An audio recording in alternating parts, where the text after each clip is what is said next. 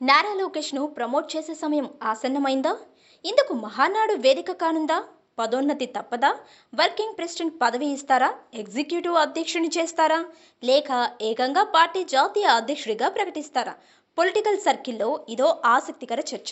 ఈ నెల 27 నుంచి మరో 3 రోజుల పాటు కడపలో మహానాడు జరగనుంది. ఈ సమావేశాలలో పలు తీర్మానాలు చేయనున్నారు. భవిష్యత్ కార్యాచరణ రూపొందించనున్నారు.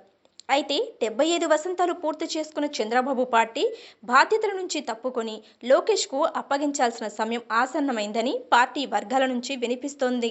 నారా లోకేష్ ఇప్పటికే ప్రభుత్వంతో పాటు పార్టీలో పట్టు సాధించారు. అందుకే ఆయనకు పార్టీ బాధ్యతలు అప్పగించాలన్న డిమాండ్ పార్టీ వర్గాల నుంచి వినిపిస్తుంది.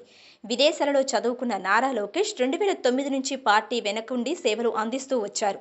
2014 ఎన్నికలలో మాత్రం ప్రత్యక్షంగా పాల్గొన్నారు. ఆ ఎన్నికలలో పార్టీ సమన్వయ బాధ్యతలు తీసుకున్నారు. టీడీపీ విజయం సాధించడంతో చంద్రబాబు లోకేష్ను ఏకంగా మంత్రివర్గంలోకి తీసుకున్నారు. తరువాత ఎమ్మెల్సీ బాధ్యతలు అప్పగించారు.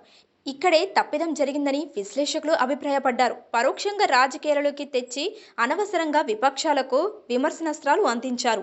అయితే లోకేష్ను ప్రత్యర్థులు టార్గెట్ చేస్తున్న విధంగా దేశంలో మరో వారసుడికి ఈ పరిస్థితి ఎదురు కాలేదు. అయినా సరే తనను తాను ప్రూవ్ చేసుకున్నారు లోకేష్. సరికొత్త విధంగా తనను తాను ఆవిష్కరించుకున్నారు. తెలుగుదేశం పార్టీకి భావి నాయకుడిగా గుర్తింపు దక్కించుకున్నారు. 2019 నుంచి 2024 మధ్య వైఎస్ఆర్ కాంగ్రెస్ పాలనలో గడ్డు పరిస్థితులు ఎదుర్కొన్నారు నారా లోకేష్. ఒకానొక దశలో లోకేష్ నాయకత్వంపై సొంత పార్టీ శ్రేణులకి నమ్మకం లేదు. అటువంటి సమయంలో తనలో ఉన్న నాయకత్వ పటిమను బయటపెట్టారు. బలమైన నాయకుడిగా నిరూపించుకున్నారు. ప్రతికూల పరిస్థితులను సైతం అధిగమించగలిగారు. సుదీర్ఘకాలం పాదయాత్ర చేసి ప్రజలతో మమేకమయ్యారు. రాజకీయాలు పనికిరావు అన్న వారితోనే జై కొట్టించుకున్నారు. తండ్రి చంద్రబాబు కేసుల్లో ఇరుక్కొని జైల్లో ఉంటే లోకేష్ పడిన తపన అంతా ఇంతా కాదు. ఒకవైపు పార్టీని కాపాడుకుంటూనే ఇంకోవైపు తండ్రి అక్రమ అరెస్టులపై గట్టిగానే పోరాటం చేశారు. జనసేనతో సమన్వయం చేసుకోవడంలోనూ కేంద్ర పెద్దలతో సంప్రదింపులు జరపడంలోనూ లోకేష్ పరిణతి సాధించారు. మొన్నటి ఎన్నికలలో టీడీపీ గెలుపులో కీలక భూమిక పోషించారు. తెలుగుదేశం పార్టీలో ఇప్పుడు నారా లోకేష్ ముద్ర స్పష్టంగా కనిపిస్తుంది.